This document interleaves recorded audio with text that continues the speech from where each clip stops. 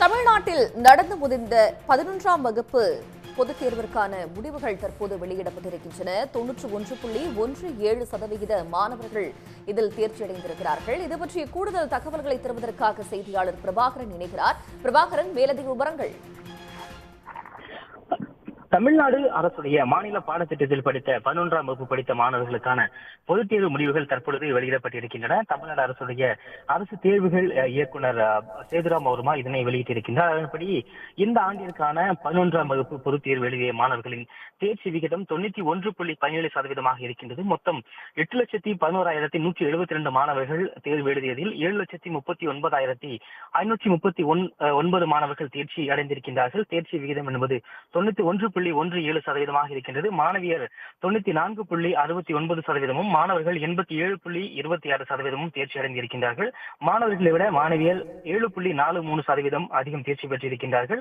இது கடந்த ஆண்டை ஒப்பிடுகையில் தேர்ச்சி விகிதம் என்பது அதிகரித்திருக்கின்றது. கடந்த ஆண்டு 7,76,844 மாணவர்கள் தேர்வு எழுதியதில் 7,06,413 மாணவர்கள் தேர்ச்சி பெற்றிருந்தார்கள். தேர்ச்சி விகிதம் என்பது 90.93% இருந்தது. இந்த ஆண்டு அதிகரித்திருப்பதாக பள்ளிக் கல்வித்துறையுடைய அறிக்கையில் தெரிவிக்கப்பட்டிருக்கின்றது. மொத்தம் மேல்நிலைப் பள்ளிகள் 7,534 பள்ளிகளைச் சேர்ந்த மாணவர்கள் இந்த தேர்வு எழுதினர். மொத்தம் இந்த 100% தேர்ச்சி பெற்ற மொத்த பள்ளிகளுடைய எண்ணிக்கை என்பது 1964. 100% தேர்ச்சி பெற்ற அரசு பள்ளிகளுடைய எண்ணிக்கை என்பது 241 பள்ளிகள் 100% தேர்ச்சி பெற்றிருக்கின்றன. பள்ளி வாரியாக அரசு பள்ளிகள் 85.75% தேர்ச்சியும், அரசு உதவி பெறக்கூடிய பள்ளிகள் 92.36%, தனியார் சுயநிதி பள்ளிகள் அதிகபட்சமாக 98.09% தேர்ச்சி பெற்றிருக்கின்றன. அதே போல இருபாலர் பள்ளிகள் 91%, பெண்கள் பள்ளிகள் 94%, ஆண்கள் பள்ளிகள் 81% தேர்ச்சி பெற்றிருக்கின்றன. பாட வாரியாக அறிவியல் பாடப்பிரிவில் அதிகபட்சமாக 94.31% மாணவர்கள் தேர்ச்சி பெற்றிருக்கின்றார்கள். வணிகவியல் பாடப்பிரிவில் 86.93% தேர்ச்சி விகிதம் என்பது இருக்கின்றது. கலைப்பிரிவில் 72.89%, தொழில் பாடப்பிரிவில் 78.72% தேர்ச்சி பெற்றிருக்கின்றார்கள். அதே போல பாடவாரியாக தேர்ச்சியை பொறுத்தவரை இயற்பியல் பாடத்தில் 97.23%, வேதியியல் பாடத்தில் 96.20%, உயிரியல் பாடத்தில் 98.25%, கணிதத்தில் 97.21% தேர்ச்சி பெற்றிருக்கின்றார்கள். தாவரவியல் பாடத்தில் 91.88%, விலங்கியலில் 96.40%, கணினி அறிவியலில் அதிகபட்சமாக 99.39% தேர்ச்சி பெற்றிருக்கின்றார்கள். வணிகவியல் பாடத்தில் 92.45%, கணக்கு பதிவியலில் 95.22% தேர்ச்சி பெற்றிருக்கின்றார்கள். அதே போல 100க்கு 100 மதிப்பெண்கள் பெற்ற மாணவர்களுடைய எண்ணிக்கை என்பது 8,418 இருந்திருக்கின்றது. பாடவாரியாக தமிழில் 8 மாணவர்களும், ஆங்கிலத்தில் 13 மாணவர்களும், இயற்பியலில் 696 மாணவர்களும், வேதியியலில் 493 மாணவர்களும், உயிரியலில் 171 மாணவர்களும் 100க்கு 100 மதிப்பெண்களை பெற்றிருக்கின்றார்கள். கணிதத்தில் 779 மாணவர்களும், தாவரவியலில் 2 மாணவர்களும், விலங்கியலில் 29 மாணவர்களும், கணினி அறிவியலில் அதிகபட்சமாக 3,432 மாணவர்களும், வணிகவியல் பாடத்தில் 620 மாணவர்களும், கணக்கு பதிவியலில் 415 மாணவர்களும், பொருளியல் பாடத்தில் 741 மாணவர்களும், கணினி பயன்பாடுகள் பாடத்தில் 288 மாணவர்களும், வணிக கணிதம் மற்றும் புள்ளியியலில் 293 என மொத்தமாக 8,418 மாணவர்கள் இந்த 100% மதிப்பெண்ணை பெற்றிருக்கின்றார்கள் பாடவாரியாக. அதே போல மொத்த மாற்றுத்திறனாளிகள் 8,221 பேர் இந்த தேர்வு எழுதியிருக்கின்றார்கள். அதில் 7,504 பேர் தேர்ச்சி பெற்றிருக்கின்றார்கள். தேர்ச்சி விகிதம் என்பது 91.27% இருக்கின்றது. அதே போல 187 சிறைவாசிகள் தேர்வு எழுதியதில் 170 பேர் தேர்ச்சி பெற்றிருக்கின்றார்கள்.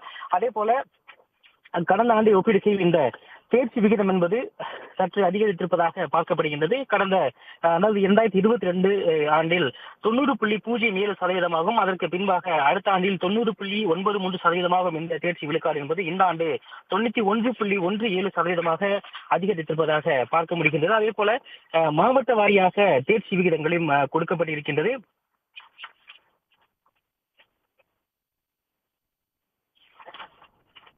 மாவட்ட வாரியாக கோவை மாவட்டம் 96.02%, ஈரோடு 95.56%, திருப்பூர் மாவட்டம் 95.23%, விருதுநகர் மாவட்டம் 95.06% தேர்ச்சி பெற்றிருக்கின்றன. அரியலூர் மாவட்டம் 94.96%, பெரம்பலூர் மாவட்டம் 94.82%, சிவகங்கை மாவட்டம் 94.57%, அதே போல திருச்சி மாவட்டம் 94%, கன்னியாகுமரி மாவட்டம் 93.96%, தூத்துக்குடி மாவட்டம் 93.86%, 96% தேர்ச்சி பெற்றிருக்கின்றார்கள். திருநெல்வேலி மாவட்டம் 93.32%, தென்காசி மாவட்டம் 93.02% என கிட்டத்தட்ட ஒரு 23 மாவட்டங்கள் 90% மேல் தேர்ச்சி பெற்றிருப்பதாக பார்க்க முடிகின்றது. அதே போல குறைவான தேர்ச்சி விகிதத்தை பார்க்கையில் வேலூர் மாவட்டம் 81.40% தேர்ச்சி பெற்றிருக்கிறது. திருவள்ளூர் மாவட்டம் 85.54%, கள்ளக்குறிச்சி மாவட்டம் 86.0%, அதே போல மயிலாடுதுறை மாவட்டம் 86.39%, திருப்பத்தூர் மாவட்டம் 86.88%, காஞ்சிபுரம் மாவட்டம் 86.98% என குறைந்தபட்சமாக தேர்ச்சி விகிதத்தை பள்ளிக்கல்வித்துறையுடைய அறிக்கையில் குறிப்பிடப்பட்டிருக்கின்றது.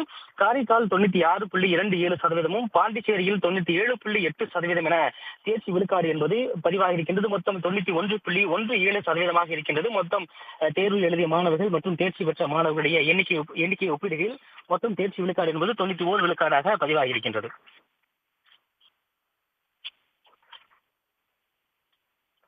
91.17% மாணவர்கள் தேர்ச்சி பெற்றிருக்கக்கூடிய நிலையில் 8% மாணவர்கள் தோல்வியடைந்திருக்கிறார்கள். அவர்களுக்கு மறுதேர்வு எப்பொழுது நடைபெற இருக்கிறது? அது பற்றிய விவரங்களையும் பதிவு செய்யுங்கள் பிரபாகரன்.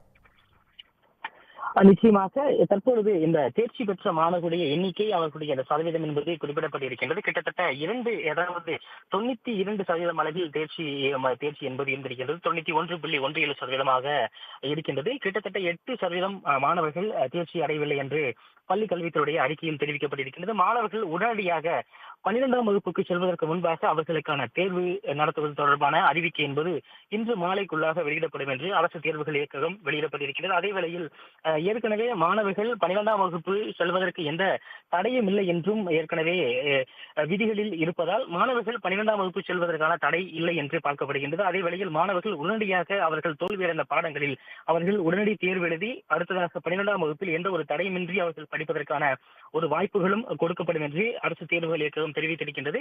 மாணவர்கள் அரியருடனே சென்று அடுத்து 12ஆம் வகுப்பு படிக்கும் பொழுது அவர்களுக்கு இடையில் வரக்கூடிய அந்த துணைத் தேர்வையும் அவர்கள் எழுதி தேர்ச்சி பெற்றுக் கொள்ளலாம் என்று 2 வாய்ப்புகள் அவர்களுக்கு இருப்பதாகவும் அரசு தேர்வுகள் இயக்ககம் தகவல் தெரிவித்திருக்கின்றது. பிரபாகரன், தற்போது இந்த தேர்வு முடிவுகளை பார்க்கும் பொழுது அரசு பள்ளிகளின் தேர்ச்சி விகிதம் தொடர்ந்து அதிகரிப்பதும் நம்மால் பார்க்க முடிகிறது. அதற்கான முக்கிய காரணமாக என்ன பார்க்கப்படுகிறது? நிச்சயமாக கடந்த அதாவது மொத்தமாக 5 ஆண்டுகளை ஒப்பிடுகையில் அதில் ஓராண்டு முழுமையாக இந்த கொரோனா காலத்தினால் 100% தேர்ச்சி என்பது வழங்கப்பட்டிருந்தது. அதற்கு முன்பாக 96.04%, அதன் பின்பாக அதாவது 2020 96.04%, அதன் பின்பாக 100% தேர்ச்சி என்பது கொரோனா காலத்தில் கொடுக்கப்பட்டிருந்தது. அதன் தொடர்ச்சியாக 3 ஆண்டுகளில் 90%, அதே போல 90.93%, தற்பொழுது 91.17% என்பது தேர்ச்சி விழுக்காடாக பார்க்கப்படுகிறது. கடந்த 2 ஆண்டுகள் கொரோனா காலத்தில் மாணவர்கள் அந்த SSLC தேர்வு அதற்கு முன்பாக படித்திருந்த மாணவர்கள் தற்பொழுது இந்த 11ஆம் வகுப்பு பொதுத் தேர்வு வரை வந்திருக்கின்றார்கள். அந்த காலங்களை ஒப்பிடுகையில் இந்த 7.5% இடஒதுக்கீடு, அதே போல மாணவர்களுக்கு 12ஆம் வகுப்பு பாடம் மட்டுமல்லாது 11ஆம் வகுப்பு பாடத்தையும் அவர்கள் மேற்கல்வியில் செல்லும் பொழுது போட்டித் தேர்வுகளில் கலந்து கொள்வதற்கு எளிதாகும், அனைத்து வகையான போட்டித் தேர்வுகளுக்கும் ஏற்ற வகையில் மாணவர்களை தயார் செய்திடும் வகையில் தற்பொழுது அரசு பள்ளிகளில் பயிற்சி என்பது கொடுக்கப்படுகின்றது. நீட் மட்டுமல்லாது JEE, அதே போல அனைத்து வகையான தேசிய அளவிலான தேர்வுகளிலும் மாணவர்கள் எந்தவித தயக்கமும் இன்றி கலந்து கொள்வதற்காக 11ஆம் வகுப்பு மற்றும் 12ஆம் வகுப்பு பாடத்தை முழுமையாக அவர்களுக்கு கற்றுக் கொடுக்க வேண்டும் என்பதை நோக்கமாக வைத்து செயல்படுத்தப்படுகின்றது. அதன் அடிப்படையில் தற்பொழுது தேர்ச்சி விழுக்காடு என்பது அதிகரித்திருப்பதாக பார்க்கப்படுகின்றது. பல இடங்களில் மாணவர்களுக்கு சிறப்பு வகுப்புகள் என்பது எடுக்கப்பட்டு மாணவர்கள் எந்த பாடத்தில் அவர்களுக்கு தேர்ச்சி என்பது குறைவாக இருந்ததோ அதனை மாணவர்கள் நிச்சயமாக அந்த தேர்ச்சி மதிப்பெண்களுக்காக அவர்களை உத்வேகத்துடன் செயல்படுத்துவதற்கான சிறப்பு திட்டங்களும் கொடுக்கப்பட்டிருந்தன. அதே போல மாணவர்களுக்கான இந்த போட்டித் தேர்வுகளில் கலந்து கொள்வது, அரசு பள்ளிகளில் படித்த மாணவர்களுக்கான அந்த இலவச கல்வி, மேற்கல்வியில் அரசு கொடுத்திருக்கக்கூடிய சலுகைகள், அதே போல உயர்கல்வி படிக்கும் பொழுது அவர்களுக்கு தமிழ்நாடு அரசு கொடுக்கக்கூடிய ஊக்கம் ஆகியவற்றின் காரணமாக அரசு பள்ளியில் படிக்கக்கூடிய மாணவருடைய எண்ணிக்கை அதிகரித்திருப்பது மட்டுமல்லாது தேர்ச்சி விழுக்காடும் அதிகரித்திருக்கின்றது. வரக்கூடிய காலங்களில் மேலும் அதிகரிக்கும் என்றும் 12ஆம் வகுப்பு தேர்ச்சி முடித்ததன் பின்பாக தொழிற்கல்வியில் சேரக்கூடிய மாணவர்களுக்கு கிட்டத்தட்ட அனைத்துமே அரசே செலவை முழுமையாக ஏற்றுக்கொண்டு மாணவர்களை படிக்க வைப்பது என்பது மாணவர்களுக்கு பெரும் உத்வேகத்தை அளிப்பதுடன் பெற்றோர்களுக்கும் ஒரு நம்பிக்கை கொடுத்திருப்பதால் மாணவர்களை அதிக அளவில் சேர்க்கின்றார்கள். அதே வேளையில் மாணவர்களுடைய தேர்ச்சி விழுக்காடும் தற்பொழுது அதிகரித்திருப்பதாக பார்க்க முடிகின்றது. பிரபாகரன், அதே போல இந்த முறை மாணவர்கள் எந்தெந்த பாடப்பிரிவுகளில் 100க்கு 100 மதிப்பெண்கள் பெற்றிருக்கிறார்கள்? மேலும் அவர்கள் தங்களுடைய தேர்வு முடிவுகளை தெரிந்து கொள்ளும் விதமாக அரசு தேர்வுகள் இயக்ககம் எந்த மாதிரியான ஏற்பாடுகளை செய்திருக்கிறது? அது பற்றிய விவரங்களையும் பதிவு செய்யுங்க. நிச்சயமாக இன்றைய தினம் இந்த 11ஆம் வகுப்பு தேர்வு முடிவுகள் வெளியான நிலையில் மாணவர்கள் அவர்களுடைய எமிஸ் இந்த இணையதளத்தில் அவர்களுடைய பதிவெண்களுடன் அவர்களுடைய தொலைபேசி எண்களும் இணைக்கப்பட்டிருக்கும். அதன்படி தொலைபேசி எண் இணைக்கப்பட்ட அனைத்து மாணவர்களுக்கும் இன்றைய தினம் காலை 9:30 மணிக்கு அவர்கள் 11ஆம் வகுப்பு அந்த பொதுத் தேர்வில் எடுத்த மதிப்பெண்கள் குறுஞ்செய்தியாக அனுப்பப்படும். அதே போல மாணவர்களும் இணையதளத்தில் சென்று தங்களுடைய மதிப்பெண்களை தெரிந்து கொள்ளலாம். அரசு தேர்வுகள் இயக்கக்கூடிய இணையதளமான dge.tn.gov.in என்கின்ற இணையதளத்திலும் tnresults.gov.in என்கின்ற 2 அதிகாரப்பூர்வ இணையதளத்திலும் சென்று மாணவர்களை தங்களுடைய அந்த மதிப்பெண்களை தெரிந்து கொள்ள முடியும். அதே போல அடுத்ததாக தற்காலிக அந்த மதிப்பெண் பட்டியல் வந்ததன் பின்பாக அடுத்ததாக அவர்கள் பள்ளியில் சேருவதற்கு அந்த மதிப்பெண் பட்டியலை அவர்கள் பயன்படுத்த முடியும். அதே போல இந்த இணைய வசதி இல்லாத மாணவர்கள் நேரடியாக பள்ளிகளுக்கு சென்று தங்களுடைய அந்த மதிப்பெண்களை தெரிந்து கொள்ள இயலும். தலைமை ஆசிரியர்கள் மூலமாக பள்ளிகளில் மொத்த மாணவர்களுடைய அந்த அந்த தேர்ச்சி பட்டியலை முழுமையாக அவர்கள் பதிவிறக்கம் செய்வதற்கான நடவடிக்கைகளும் மேற்கொள்ளப்பட்டிருக்கின்றன. இன்றைய தினம் இந்த 11ஆம் வகுப்பு பாடத்தை பொறுத்தவரை 8418 மாணவர்கள் இந்த 100 மதிப்பெண்களை பெற்றிருக்கின்றார்கள். தமிழில் அது 8 மாணவர்கள் 100க்கு 100 மதிப்பெண்களை பெற்றிருக்கின்றார்கள். ஆங்கிலத்தில் 13 மாணவர்களும், இயற்பியலில் 696 மாணவர்களும், வேதியியல் பாடப்பிரிவில் வேதியியல் பாடத்தில் 493 மாணவர்களும், உயிரியல் பாடத்தில் 171 மாணவர்களும், கணிதத்தில் 779 மாணவர்களும், தாவரவியல் பாடத்தில் 2 மாணவர்களும் இந்த 100 மதிப்பெண்களை பெற்றிருக்கின்றார்கள். விலங்கியல் பாடத்தில் 29 மாணவர்களும், கணினி அறிவியலில் அதிகபட்சமாக 3432 மாணவர்களும் இந்த தேர்ச்சி 100 மதிப்பெண்களை பெற்றிருக்கின்றார்கள்.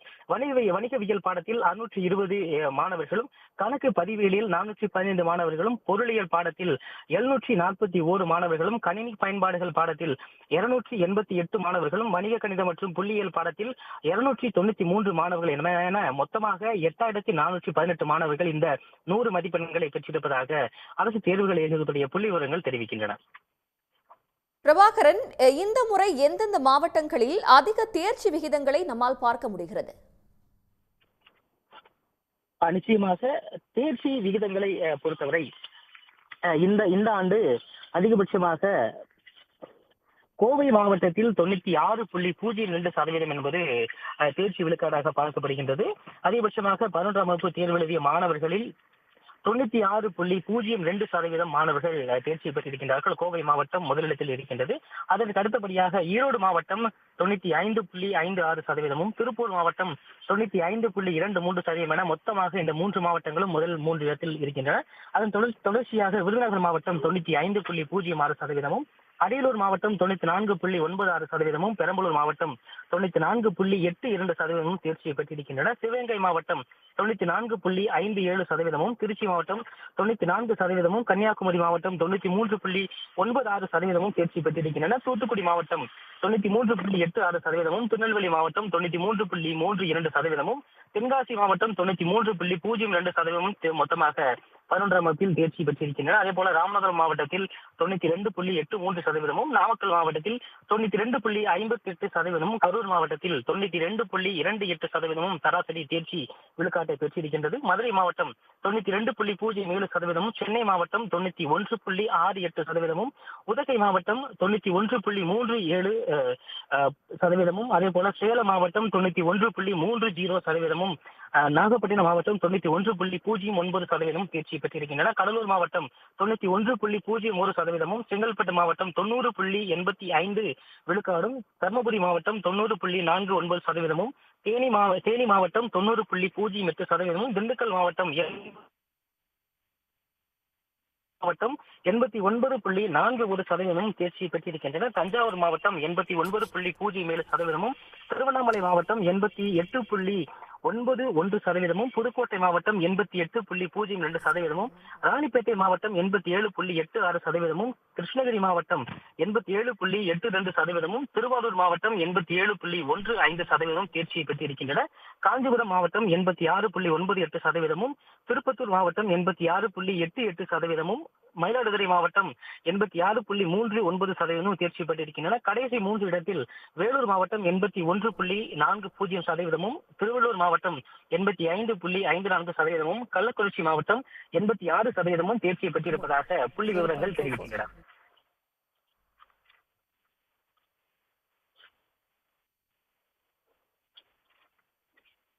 பிரபாகரன், வழக்கம் போலவே இந்த முறையும் மாணவர்களை விட மாணவிகளை அதிக தேர்ச்சி பெற்றிருக்கும் நிலையில் அவர்களுடைய தேர்ச்சி விகிதம் என்னவாக உள்ளது? இந்தாண்டு தேர்ச்சி விழுக்காட்டை பொறுத்தவரை மொத்தமாக 91.17% தேர்ச்சி என்பது தேர்ச்சி விழுக்காடை பெற்றிருக்கின்றது. மொத்தம் மாணவியர் இந்த ஆண்டு தேர்வை 4,26,821 மாணவியர்கள் தேர்வு எழுதியிருந்தார்கள். மாணவர்கள் 3,84,351 மாணவர்கள் இந்த 11ஆம் வகுப்பு பொதுத் தேர்வை எழுதியிருந்தார்கள். அதன்படி மாணவியர் 4,04,143 மாணவியர் தேர்ச்சி பெற்றிருக்கின்றார்கள். 94.69% தேர்ச்சி விழுக்காடாக இருக்கின்றது. மாணவர்கள் 3,35,396 பேர் தேர்ச்சி பெற்றிருக்கின்றார்கள். தேர்ச்சி விழுக்காடு என்பது 87.26% இருக்கின்றது. மாணவர்களை விட மாணவியர் 7.43% என்பது தேர்ச்சி விழுக்காடு அதிகமாக பெற்றிருப்பதாக தெரிகின்றது. 10 மற்றும் 12ஆம் வகுப்பு தேர்வை பொறுத்தவரை இந்த விழுக்காடு என்பது மிக குறைந்த அளவில் இருந்த நிலையில் 11ஆம் வகுப்பு தேர்ச்சி முடிவுகளை பார்க்கும் பொழுது 7.43% மாணவர்களை விட மாணவியர் அதிகபட்சமாக தேர்ச்சி அடைந்திருப்பது புள்ளி விவரங்களில் தெரிய வருகிறது. தங்களுடைய விரிவான விவரங்களுக்கு நன்றி பிரபாகரன். உடனுக்குடன் செய்திகளை தெரிந்து கொள்ள சன் நியூஸ் பெல் ஐகானை கிளிக் பண்ணுங்க.